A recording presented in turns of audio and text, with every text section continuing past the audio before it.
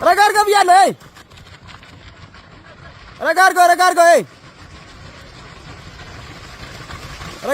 ዛሬ አንድ ወሳኝ 1500 ሜትር የቤት ውስጥ ውድድር ተካሂዷል። በስዊድን ስቶክሆልም በተካሄደው የቤት ውስጥ ውድድር ጀግናዋ አትሌታችን ብርቄ ኃይሎም ወደ አሸናፊነት ተመልሳለች። ይህ ብቻ አይደለም፣ የዓመቱን የውድድር ዓመት ፈጣን ሰዓት አስመዝግባለች። ሌላኞች ኢትዮጵያውያንም ተከትሏት ገብተዋል። በቀዳሚነት የምናየው ጉዳይ ነው። ይህ በእንዲህ እንዳለ ቅዳሜ 26 የዓለም አትሌቲክስ የወርቅ ደረጃ ለቤት ውስጥ ተከታታይ ውድድር ይካሄዳል። በዚህ ውድድር የሚሳተፉ ኢትዮጵያን አትሌቶች አሉ። እነማን ናቸው? ውድድሩ ምን መልክ አለው? ሽልማቱ ምን ይመስላል? የሚሉትን ጨምሮ ሌሎች ጉዳዮችን እንነግራቸዋለን። ከሁሉ በፊት ላሸነፉት የኢትዮጵያ አትሌቶች እንኳን ደስ አለን፣ እንኳን ደስ አላችሁ ለማለት እፈልጋለሁ። ወደፊት ቅዳሜ ለሚወዳደሩት ደግሞ መልካም እድል እንዲገጥማቸው እመኛለሁ። እናንተም እንኳን ደስ አላችሁ እያላችሁና ለሚወዳደሩት መልካም እድል እያላችሁ በኮሜንት ቦክስ አስፍሩላቸው። መኛ ወደ መረጃው አለፍን። ዛሬ በስዊድን አንድ ወሳኝ ውድድር ተካሂዷል። በዚህ በስዊድን መዲና ስቶክሆልም በተካሄደ የቤት ውስጥ ውድድር በሴቶች 1500 ሜትር ውድድሩ ብርቄ ኃይሎም የውድድር ዓመቱን ማሸነፍ ችላለች። ይህ የዓለም ፈጣን የሆነ ሰዓት ሲሆን 4:02:61 ብርቄ የገባችበት ሰዓት ነው። ሌላኛዋ ኢትዮጵያዊት የሀገሯ ልጅም እንዲሁ ሶስተኛ በመውጣት ውድድሯን አጠናቃለች። ወጣቷ ሳምራዊት ሙሉጌታ ነች። ሳምሪ 4:11:99 የገባችበት ሰዓቷ ነው። እንዲሁም ደግሞ ሳይዳ ፀሐይ በ4:13:29 ስድስተኛ ደረጃ ወጥቷል። በዚህ ውድድር በወንዶችም እንግዲህ ተካፍለዋል። ከሴቶች በዘለለ በወንዶች 1500 ሜትር አትሌት ሞሲሳ ስዩም ሁለተኛ ደረጃ በመውጣት የብር ሜዳሊያ ማግኘት ችሏል። ለእርሱም የግሉን ምርጥ ሰዓት በማስመዝገብ ቀጣይ በዚህ በ1500 ሜትር ኢትዮጵያ በአጫጭር ርቀት ተስፋ እንዳላት ያሳየ ውጤትን አስመዝግበዋል። አትሌቱ ርቀቱን ለማጠናቀቅ 3:93:54 ሰዓት ወስዶበታል። ይህም እንግዲህ በቀጣይ ለሚኖሩ የሀገር ውድድሮች እጅግ መሰረት ይሆናል ተብሎ ይታሰባል። ግቦች ያለፈች አትሌት ነች የቶኪዮ ኦሎምፒክን ጨምሮ። ይሁንና በግል በምታደርጋቸው ውድድሮች ግን እጅግ ውጤታማ አትሌት እንደሆነች የሚታወቅ ጉዳይ ነው። በዛሬው በስዊድን ስቶክሆልም እንግዲህ ምርጥ ሰዓት አስመዝግባ እንዲሁም ደግሞ የኢትዮጵያን ሰንደቅ ዓላማ ከፍ አድርጋ ሀገሯን ማስጠርታለች። እንኳን ደስ አለሽ፣ እንኳን ደስ አለን ማለት እንፈልጋለን። ወደ ሌላ ወሳኝ የአትሌቲክስ መረጃ አለፍ። የ26 ዓመተ ምህረት የዓለም አትሌቲክስ የወርቅ ደረጃ ለቤት ውስጥ ተከታታይ ውድድር ይደረጋል። ይህ ውድድር ከነገ ወዲያ ነው የሚደረገው፣ ቅዳሜ ወይም በፈረንጆቹ ጃንዋሪ 24 ወይም ደግሞ በእኛ ጥር 16 ነው።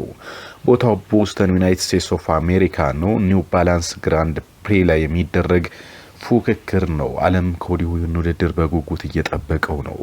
በተለይ በዚህ ውድድር ሁለት እንስት ኢትዮጵያን አትሌቶች በአሜሪካና ቦስተንና ኒውዮርክ በሚደረጉ የመጀመሪያ ሁለት ውድድሮች ላይ እንደሚሳተፉ ስም ዝርዝራቸው ይፋ ተደርጓል።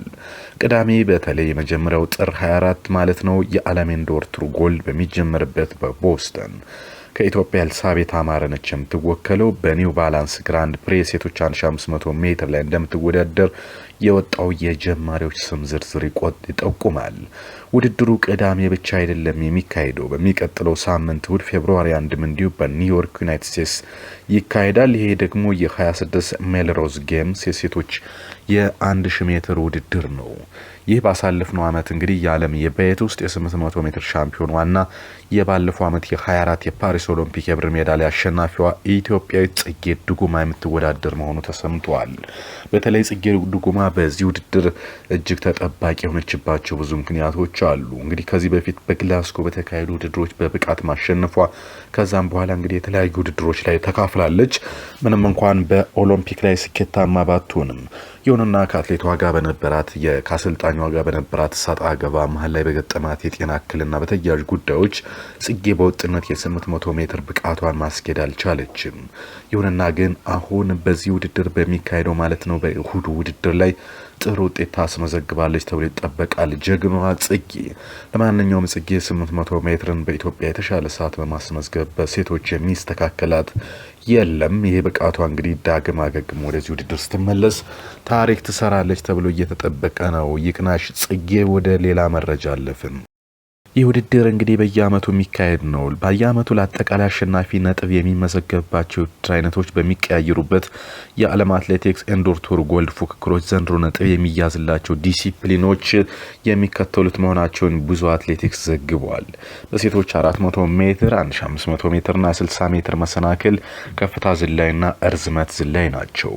በወንዶች 60 ሜትር፣ 800 ሜትር፣ 3000 ሜትር፣ 5000 ምርኩዝ ዝላይ፣ ሱሉ ዝላይ፣ አሎሎ ሮራ በእያንዳንዱ ውድድር ላይ በሚመዘገቡ ደረጃዎች ቅደም ተከተል መሰረት በዚህ ውድድር አንደኛ በመውጣት የወርቅ ሜዳሊያ ለሚያገኘው ሰው 10 ነጥብ ይያዝለታል። ሁለተኛ የሚሆነው የሚያገኘው ነጥብ 7 ነው። ሶስተኛ ያወጣው 5 ነጥብ፣ አራተኛ ያወጣው 3 ነጥብ ይሰጣቸዋል። በዚህ ውድድሮች ሲጠናቀቁ እንግዲህ በነጥብ አጠቃላይ አሸናፊ የሚሆነው አትሌት 10,000 የአሜሪካ ዶላር ቦነስ ይሸለማል። እንግዲህ ከገንዘብ ሽልማቱ በተጨማሪ ከፊታችን ማርች 20 እስከ 2026 በቶሩን ፖላንድ በሚካሄደው ዓለም አትሌቲክስ የቤት ሻምፒዮና ላይ በቀጥታ ተሳታፊ መሆን የሚችሉበት እድልም አላቸው። ወይም ደግሞ ዊልድ ካርድ ያገኛሉ። ዊልድ ካርድ ማለት አንድ አትሌት በሆነ ውጤት ላይ ባስመዘገበው ውጤት መነሻነት በሌላ ውድድር ላይ እንዲሳተፍ እድል የሚመቻችበት ነው። የውድድር ጉዳፍ ጸጋይ በ10,000 ሜትር እንድትሳተፍ በቶኪዮ የተጋበዘችውም ከዚህ በፊት ባሸነፈችው ውድድር እንደነበረ ይታወሳል። እጅጋየሁ ታየም እንዲሁ ከዚህ በፊት የዊልድ ካርድ ተጠቃሚ መሆናቸው ይታወሳል። ስለዚህ 10,000 ዶላር ማሸነፍ ብቻም ሳይሆን ኢትዮጵያን አትሌቶችን ካሸነፉ ለቀጣይም ሌላ እድልን እዞላቸው የሚመጣ መሆኑ ይህን ውድድር እጅግ ተጠባቂ ያደርገዋል። ከዛ ውጭ ስለዚህ ውድድርም የተሰሙ ነገሮች አሉ። በአዲሱ የፈረንጆቹ ዓመት እንግዲህ የወርቅ ደረጃ ያላቸው በርከት ያሉ የቤት ውስጥ ውድድሮች ፕሮግራሞች ይካሄዳሉ። ከዚህ እንግዲህ ጥር 24 ኒው ባላንስ ግራንድ ፔሪ በቦስተን ዩናይትድ ስቴትስ ኦፍ አሜሪካ የሚደረገው ውድድር ነው። ከዛ በኋላ እንግዲህ ከ5 ቀናት በኋላ ሜልሮዝ ጌምስ ኒውዮርክ ዩናይትድ ስቴትስ እዛው በአሜሪካ ይደረጋል። ከዛ ከቆይታ በኋላ እንግዲህ ከ2 ቀን በኋላ ቼክ ኢንዶር ጋላ ወይም ደግሞ ኤክስትራቫ ቼክ ሪፐብሊክ የሚደረግ ውድድር ነው። ድጋሜ እንደገና ከ6 ቀን በኋላ ወርልድ ኢንዶር ቱር ጎልድ ማድሪድ 26 ማድሪድ ስፔን ይካሄዳል። እንደገና ከ2 ቀን በኋላ ኢንተርናሽናል ኢንዶር ሚቲንግ ካርልስሩህ ወይም ካርልስሩህ ጀርመን ላይ የሚደረግ ውድድር ነው። የካቲት 11ም ሌላ ውድድር ይደረጋል። እንደገና ከ3 ቀናት በኋላ ቤልግሬድ ሰርቢያ የኢትዮጵያ አትሌቶች ትልቅ ታሪክ የሚሰሩበትና የኢትዮጵያን ስም የሚያስጠሩበት ነው። እጅግ በርካታ አትሌቶች በ2024 በ23 በዛ ውድድር በማሸነፍ የኢትዮጵያን ስም ማስጠራት የቻሉበት ነው። ከዛ ውጭ ግን ፌብሩዋሪ 19 ደግሞ ሚቲንግ ሆደ ፍራንስ ወይም ፓደካሌ ትሮፌ ኤዴፍ ፈረንሳይ ይካሄዳል። ከዛ ውጭ ኦርሌን ኮፕሪካንስ ካፕ ደግሞ በፌብሩዋሪ 22 በፖላንድ የሚደረጉ ውድድሮች ናቸው። እስኪ አሁን ደግሞ ከዚህ ውድድር ወጣ ብለን አንድ መረጃ እንንገራችሁ። ከሰሞኑ አንድ ዜና መሰማቱ የሚታወስ ነው። ይህም ባካሪ ሳኛ ወደ ኢትዮጵያ እንደሚመጣ ነው። ለመሆኑ ባካሪ ሳኛ ወደ ኢትዮጵያ መቼ ነው የሚመጣው የሚለው መረጃ ተነግሯል። እርሱ ሰኞ አዲስ አበባ እንደሚገባ መረጃዎች ያሳያሉ። ኢትዮጵያ ብሔራዊ ቡድን የማሊያቱ ፕሮግራም ላይ እንደሚገኝና ለኢትዮጵያ ታዳጊዎች ለብሔራዊ ቡድኑም ልምዱን እንደሚያጋራ ተሰምቷል። ባካሪ ሳኛ 42 ዓመቱ ላይ የሚገኝ ነው። የተወለደው በፈረንሳይ እንደሆነ ይታወቃል። ባካሪ ሳኛ እንግዲህ በተለያዩ ጊዜ በኦግዜር ነው መጀመሪያ ውድድሩን የጀመረው በ2002 እስከ 2004 በዛም በዋናው ኦግዜርም እንዲሁ ከ2004 እስከ 2007 ተጫውቷል። በአርሰናል ከ2007 እስከ 2014 በነበረው ጊዜ ላይ 213 ጨዋታዎችን አድርጎ 4 ግቦችን ማስቆጠር ችሏል። በማንቸስተር ሲቲም እንግዲህ 3 ዓመት ቆይታ አድርጎ 54 ጨዋታዎችን ተጫውቶ ነበር። ከዛ ወደ ቤንታቫቶ ነበር የሄደው። በቤንታቫቶ 13 ጨዋታዎችን አድርጎ 1 ግብ አስቆጥሯል። ከዛም ሞንቴሪያል ኢምፓክት ላይ ከሄደ በኋላ በ35 ጨዋታ 2 ግቦችን አድርጓል። በአጠቃላይ 439 ጨዋታዎችን አድርጎ 10 ጎሎችን አስቆጥሯል።